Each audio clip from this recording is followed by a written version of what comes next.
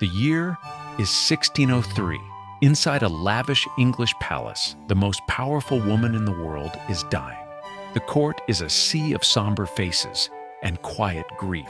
But underneath all the dutiful sadness, you have to imagine there was another unspoken feeling, a sense of relief. Perhaps they were finally opening a window. For over 40 years, they had served a queen whose intellect was legendary, but whose personal atmosphere was an ordeal.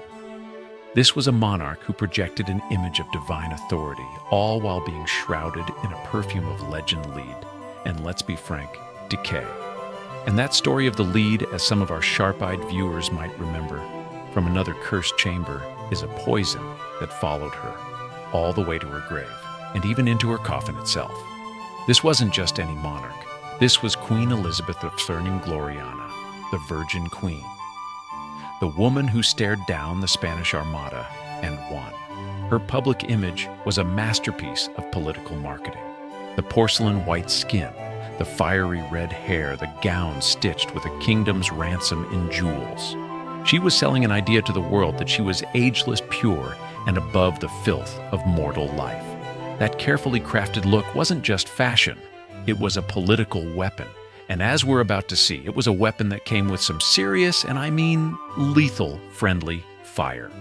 So that brings us to our central nagging question.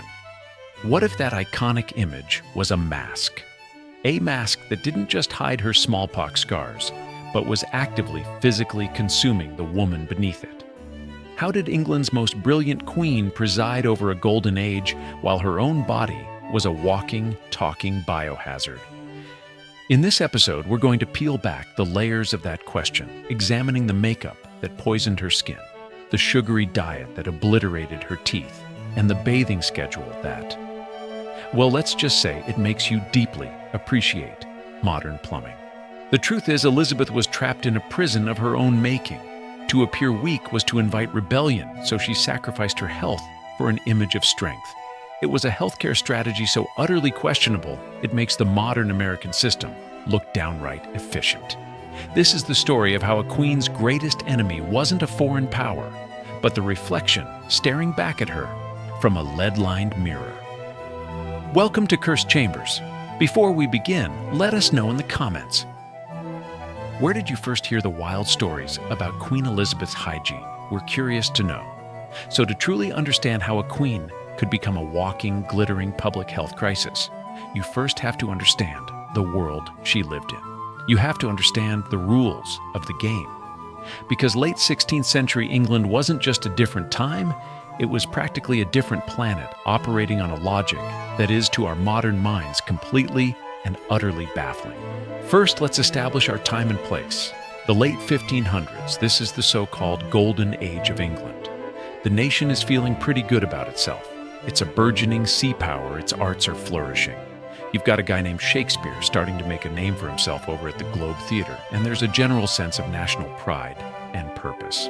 At the center of this universe is the royal court, a glittering, vibrant hub of power, prestige, and high fashion. Imagine Whitehall Palace in London, a sprawling complex of magnificent halls and private chambers. The air is thick with the scent of wood smoke from 1,000 fireplaces and beeswax from 1,000,000 candles. Courtiers drift through the halls dressed in a king's ransom of silks, velvets, and lace. It's a world of immense, almost blinding opulence. But like any good story, there's a dark underbelly. All you had to do was step outside the palace gates. London itself was a city of stark, almost violent contrasts. For every nobleman in a silk doublet, there were 1,000 commoners living in cramped timber-framed houses that leaned on each other for support. The streets weren't paved with gold, they were paved with mud, animal waste, and garbage tossed from overhead windows. And the River Thames, that great artery of the city, was both the primary source of drinking water and the city's primary open sewer. It was a churning brown soup of human and industrial waste. Just try to imagine the smell on a hot day in August. It's this world, this collision of breathtaking glamour and breathtaking filth that sets the stage for our story. This is the world Elizabeth not only ruled, but had to survive. And survival meant playing by a very strange set of rules. This brings us to the rules of the game, and this is where things get truly weird. Let's start with the big one, medicine. To understand Tudor medicine, you have to forget everything you know about germs, viruses, or modern science. Their entire system was based on an ancient idea called the four humors. The theory was that your body contained four essential liquids: blood, phlegm, yellow bile, and black bile. A healthy person had these four liquids in perfect balance. If you got sick, it simply meant you had too much or too little of one. So the doctor's job wasn't to cure a disease, but to rebalance your personal internal cocktail. If you had a fever, you clearly had too much blood, so the logical solution was to drain some of it out. Yes, I'm talking about bloodletting. This wasn't some fringe treatment. This was the absolute bedrock of medicine, performed for everything from a headache to the plague. They had charts showing which vein to open for which ailment. The royal physicians were experts at this. Essentially, their answer to most health problems was to poke a hole in you. It's a terrifying thought, but it explains so much about their worldview. To them, the body was a sealed system, and the greatest threat came from the outside world, which brings us to bathing. Now we think of bathing as basic hygiene. To the Tudors, it was a death wish. They genuinely believed that submerging your body in hot water would open up your pores, allowing disease and evil vapors, what they called miasma, to enter your body. A bath was an open invitation for disaster. So how did they stay clean? Well, they didn't not in our sense, for the wealthy cleanliness was about linen. They wore fine linen shirts and shifts as their base layer, and they believed this linen would absorb all the dirt, and the bodily impurities, drawing them away from the skin. The height of luxury was being able to change your linen undergarments every single day. The outer clothes, those magnificent velvet and silk gowns, were almost never washed. You couldn't. The harsh lye soaps would destroy the fabric. So they were brushed, aired out, and covered with heavy perfumes to mask any lingering odors. This created an olfactory arms race, a constant battle between body odor and expensive rose water. And finally, let's talk about the ultimate status symbol of the Tudor court, something that will become critically important to our story later. Sugar. Today it's cheap, it's everywhere, and we're told to avoid it. In Elizabeth's day, it was a breathtakingly expensive import, a luxury on par with rare spices or fine silks. It was so precious that it was often displayed at banquets in the form of elaborate sculptures called subtleties. And because it was the ultimate sign of wealth, the rich consumed it with abandon. They put it in their wine, on their meat, in everything. The result was that the mouths of the aristocracy were a gallery of dental horrors. Black rotting teeth were not a sign of poor hygiene, they were a sign of immense wealth. It was like driving a Lamborghini, except you parked it in your mouth. A smile wasn't a greeting, it was a credit report. This cultural obsession with sweetness would have devastating consequences, for our queen turning the royal smile into a grim preview of the dental nightmare to come. So these are the rules. Medicine is dangerous, water is suspicious, and sugar is a sign of success. In this treacherous world, we find our main players. First, the protagonist herself, Queen Elizabeth I. It's so important to understand that she was not just some pampered royal. This woman was a certified genius. She was fluent in at least 6 languages. She was a master of political strategy, and she possessed a force of will that intimidated every king in Europe. She had survived a youth filled with treason accusations, imprisonment in the Tower of London, and the constant threat of execution. She was tough, she was brilliant, and she was utterly alone at the top. But she had one profound vulnerability: vanity. As a female monarch in an overwhelmingly male world, her power was inextricably linked to her image. She had to project strength, youth, and an almost divine authority. She famously declared she had the heart and stomach of a king, but she was trapped in the body of a queen, a body that her society saw as inherently weaker. And she would do anything, absolutely anything, to preserve that body against the one enemy she could never outmaneuver: time itself.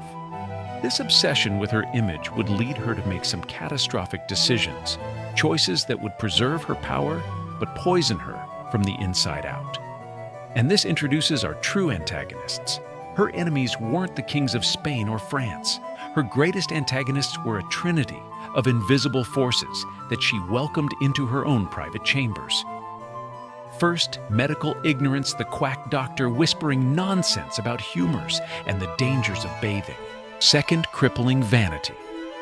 The flattering courtier, the mirror on the wall, telling her she looked immortal even as the cracks began to show. And finally, the most dangerous of them all, the silent villain of our story, a simple pot of makeup, a toxic mixture of white lead and vinegar that she would paint onto her face every single day for nearly 40 years. It was this trio of invisible enemies that would define the rest of her life, turning her body into a cursed chamber of its own. A chamber where the price of looking like a goddess was a slow, agonizing, and very human decay. The stage was now set, and the first act of this personal tragedy was about to begin. Now that we've established the bizarre, almost alien rules of Elizabeth's world, it's time to see how those rules played out in her daily life. We're going to step inside the Queen's private apartments and follow her through her routine. A routine that on the surface was about the preservation of power, but in reality was a slow, methodical, and almost ritualistic process of self-destruction. This isn't just a story about bad habits. It's a story of cause and effect. It's a tragedy in 3 acts performed daily for over 40 years. We'll call them the Gilded Mask, A Feast of Decay, and the Unwashed Wardrobe. Each act fed into the next, creating a vicious cycle from which even the most powerful woman on earth could not escape. So let's begin our day with the Queen as the first rays of dawn creep into her chambers at Whitehall Palace. Our first act, the Gilded Mask, begins not long after she wakes. The first order of business for the Queen of England wasn't matters of state, it was the application of her face. This wasn't just about vanity. You have to understand it was about survival. Back in 1562, a young Elizabeth had been struck down by a vicious bout of smallpox that nearly killed her. She survived, but the disease left her face permanently scarred. In an age where a monarch's body was seen as a reflection of the state, these scars were more than blemishes. They were signs of weakness, of imperfection, of mortality. And mortality was a luxury she simply could not afford to display. So she decided to erase it. Every morning, her ladies-in-waiting would bring out the tools for this royal illusion. The primary ingredient was a concoction called Venetian ceruse. It sounds elegant, but it was nothing more than a thick white paste made from white lead and vinegar. Lead as in the toxic, heavy metal.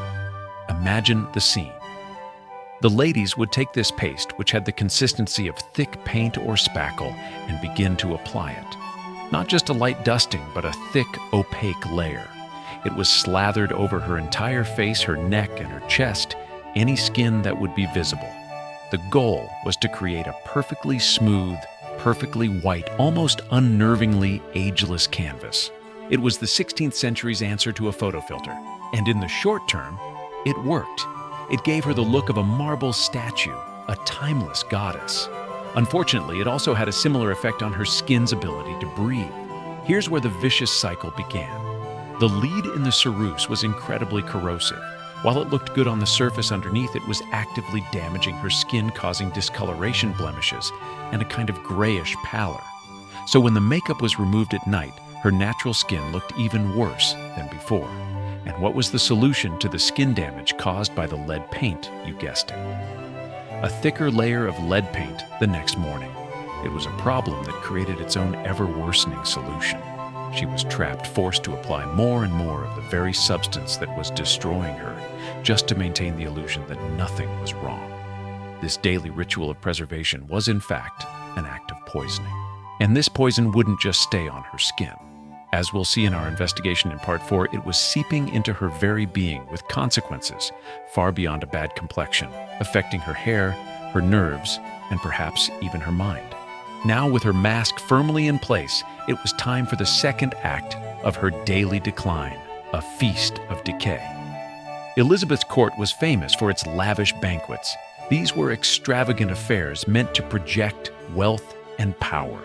tables would groan under the weight of roasted swans, peacocks, venison, all manner of heavy greasy meat served with rich complex sauces. But the queen's true passion, her greatest indulgence, was sugar. She had a legendary sweet tooth. Her chefs would craft magnificent dessert sculptures made of marzipan fruits candied in layers of glistening sugar. And she drank sweet wines with most of her meals. This wasn't just a personal preference, it was a political statement. Sugar was fabulously expensive, so consuming it in vast quantities was the ultimate display of status. The effect on her dental health was, to put it mildly, an apocalypse. Without anything resembling a modern toothbrush or dental floss, the sugar simply sat on her teeth, creating a perfect breeding ground for decay. We have multiple accounts from foreign ambassadors and visitors that paint a grim picture. A French ambassador noted her teeth were very yellow and unequal. Another German visitor, Paul Hensner, was much more blunt, writing that her teeth were black, a defect the English seemed subject to from their great use of sugar. By the later years of her reign, she had lost many of her teeth, and the ones that remained were broken, blackened stumps. You have to imagine the constant grinding pain she must have been in. Chronic toothaches, abscesses, infections. It must have been agony. Socially, it was a source of deep embarrassment. She learned to speak without opening her mouth too wide, a sort of royal ventriloquism. She even took to stuffing rags of cloth into the gaps in her gums to prevent her cheeks from looking sunken and hollow. And then there was the matter of her breath. Courtiers who had to speak with her in close quarters had to endure a royal presence that likely carried the history of every sugary meal she'd had since 1585. And what was the cure? Tudor dentistry was a horror show. The only real solution for a bad tooth was extraction, performed not by a doctor, but by a barber surgeon using a terrifying iron tool that looked more suited to a blacksmith's workshop. There was no anesthetic, of course.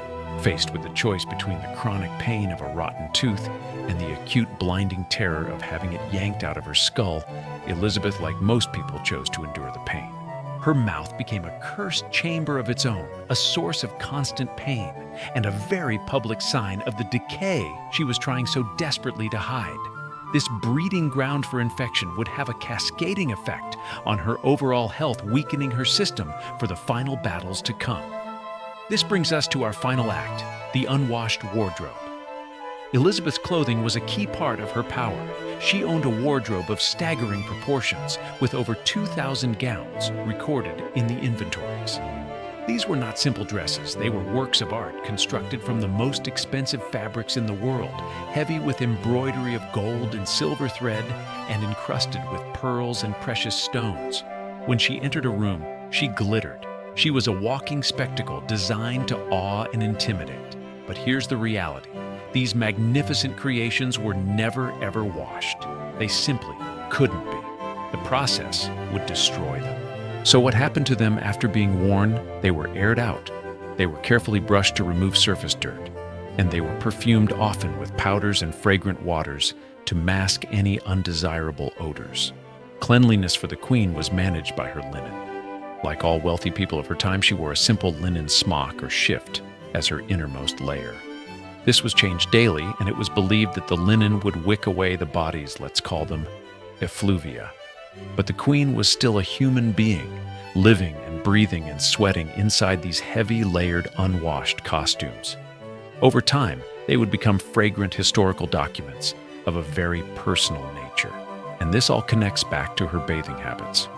We have that famous quote attributed to her that she took a bath once a month, whether I needed or not. And while that sounds horrifying to us, you have to remember that in her world, this made her a paragon of cleanliness.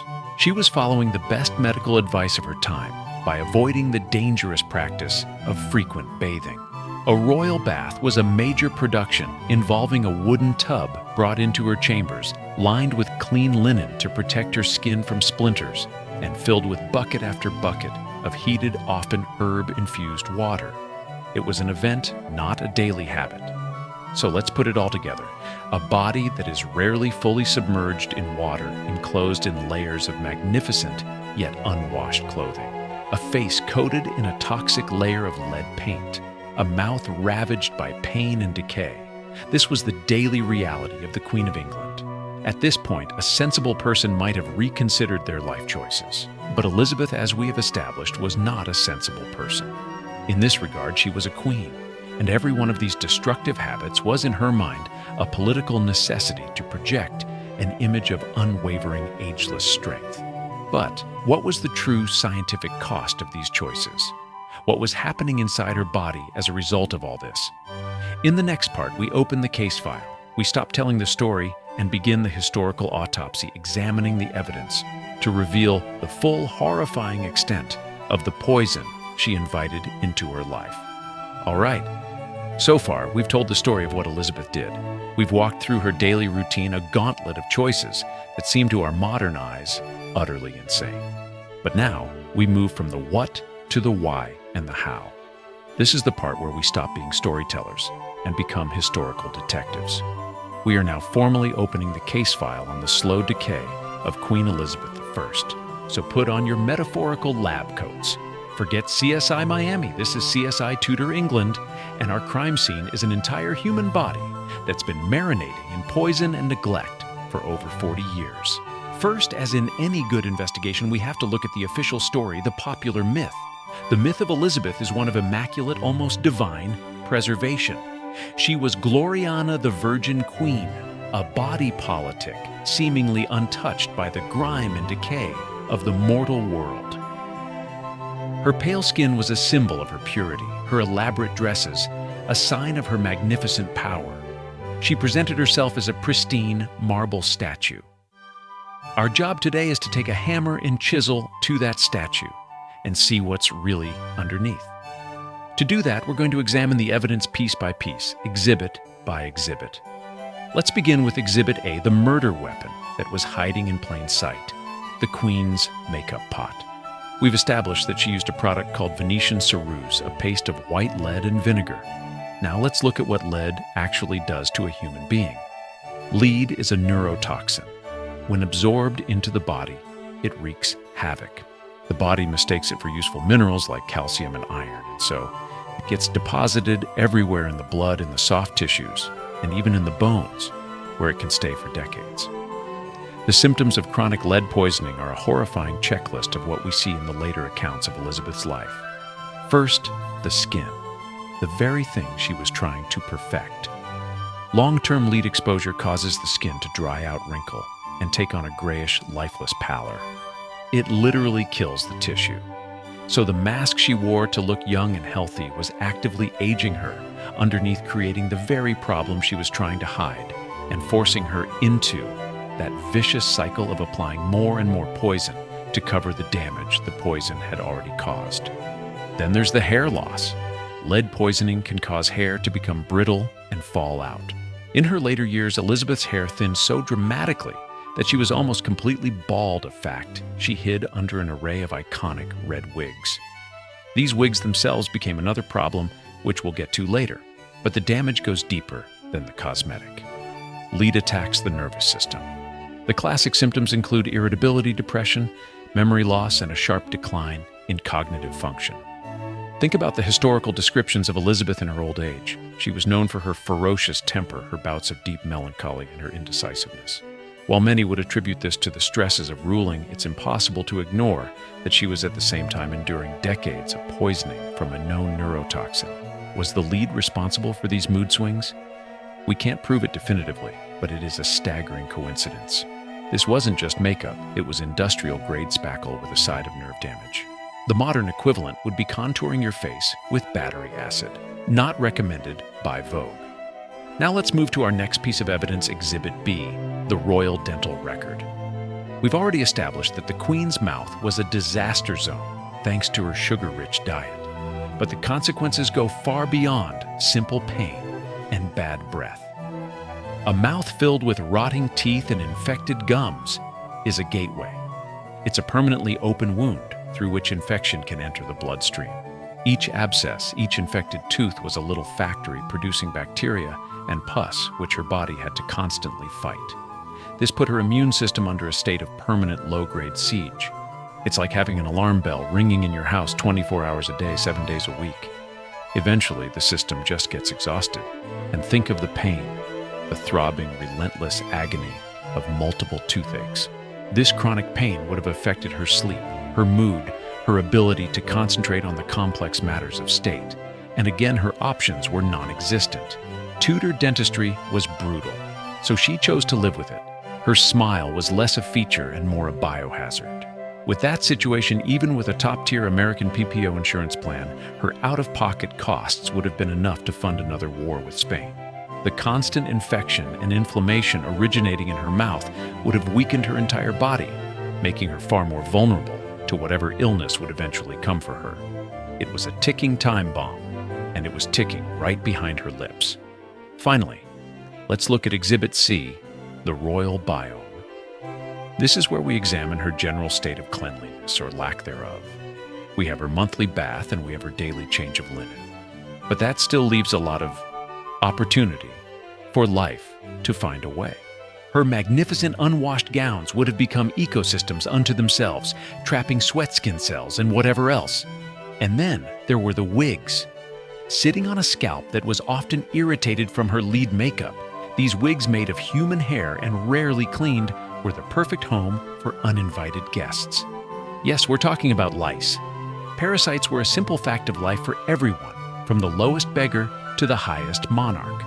So when you combine a body that is rarely fully washed with clothing that is never washed and wigs that are likely infested, you create a personal environment that is, to put it mildly, microbiologically complex. Any small cut or scrape could easily become infected. Skin conditions like rashes and boils would have been a constant issue, trapped under layers of heavy, non-breathable fabric.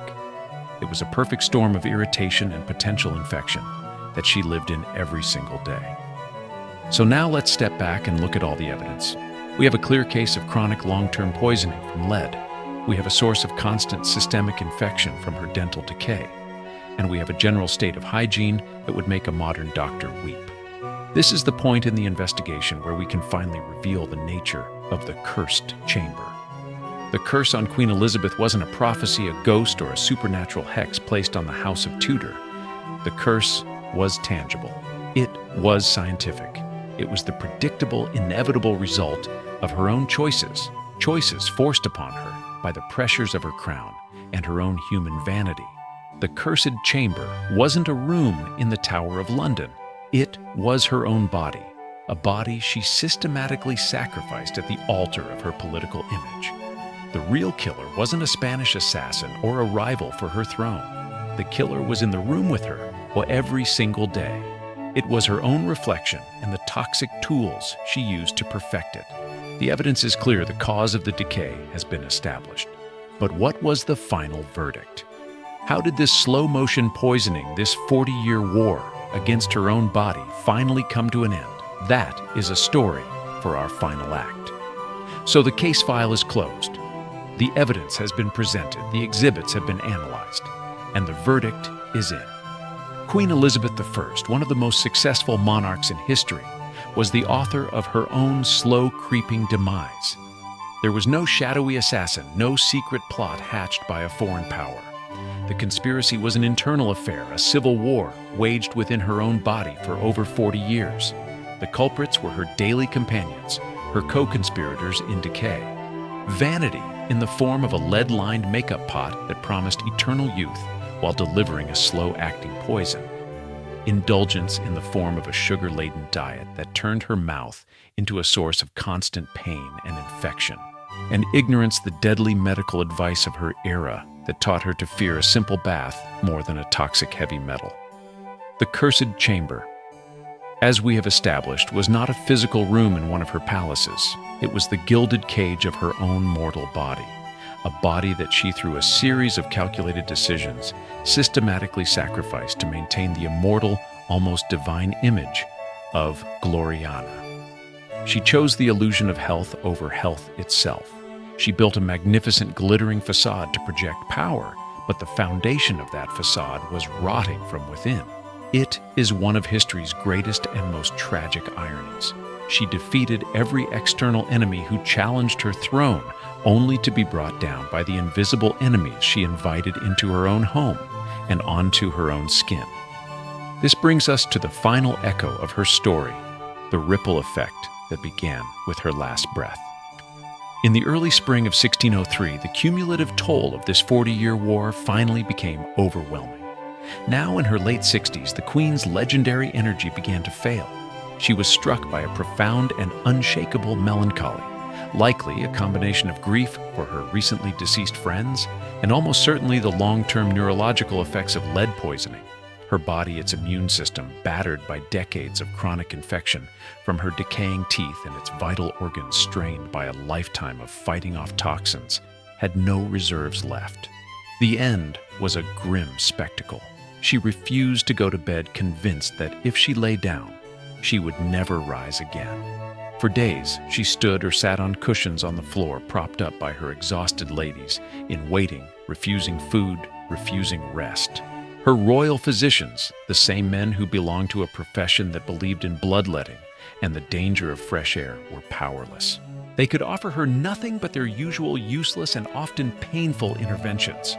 In a final and perhaps her only act of sound medical judgment, Elizabeth refused their care. You almost have to respect her choice. After a lifetime of terrible medical advice, she finally decided to opt out. It was a bit like dealing with an American insurance company. She probably figured dying was far less painful and complicated than dealing with the bureaucracy. On the 24th of March, 1603, with her chief ministers gathered around her, Queen Elizabeth I died. The Tudor dynasty, which had ruled England for over a century, died with her. The ripple effect was immediate and immense. The crown of England passed to her cousin King James VI of Scotland, who then became King James I of England, uniting the two warring kingdoms under a single monarch for the first time. The entire political landscape of the British Isles was changed forever, a direct consequence of the quiet personal war Elizabeth had lost against her own body. She was laid to rest in Westminster Abbey in a tomb she shares with her half-sister Mary. A final ironic peace between the two rival queens. But even in death, the story of the poison lingers. Her very coffin holds one last dark secret, connected to the very substance that defined her reign and contributed to her demise, lead. Why was her coffin so uniquely constructed, and what does it tell us about the secrets they wanted to keep buried? Well, that's a whole other mystery. We unlocked in another cursed chamber, which I highly recommend you check out after this one. So, what is the final human insight we can take from this tragic story? What is the ghost that still haunts this particular cursed chamber? It is the profound and uncomfortable truth about the relationship between image and reality, between power and the person who wields it. Elizabeth Tudor, the woman, was sacrificed for the sake of Elizabeth, the icon. The icon had to be flawless, so the woman had to be poisoned. The icon had to be ageless, so the woman had to endure the relentless decay that this illusion demanded. Her toxic makeup wasn't just a beauty product, it was her armor. It was the shield that protected her from the political attacks that would have surely come if she had allowed the world to see the scarred, aging, and vulnerable woman underneath. In a terrible way, the very things that were killing her were also the things that were keeping her on the throne. It's a powerful reminder that the great figures of history are not the marble statues we build of them. They are flawed, fragile, and often suffering human beings trapped by the ignorance and expectations of their time. We see the portraits and the glorious legacies, but we don't see the infected teeth, the corroded skin, or the quiet, daily pain. The real tragedy of Elizabeth I isn't that she had horrifying hygiene by our standards. It's that she was intelligent enough to rule a nation, but was a prisoner of a belief system that told her a bar of soap was more dangerous than a pot of lead. She won her crown, she secured her kingdom, she built a golden age, and she paid for it with every fiber of her being. Thank you for joining us in this particular cursed chamber. Let us know in the comments what you think was the most shocking part of the Queen's daily routine. And if you wish to unlock more of history's darkest secrets, be sure to like and subscribe. The past is always waiting to be unearthed.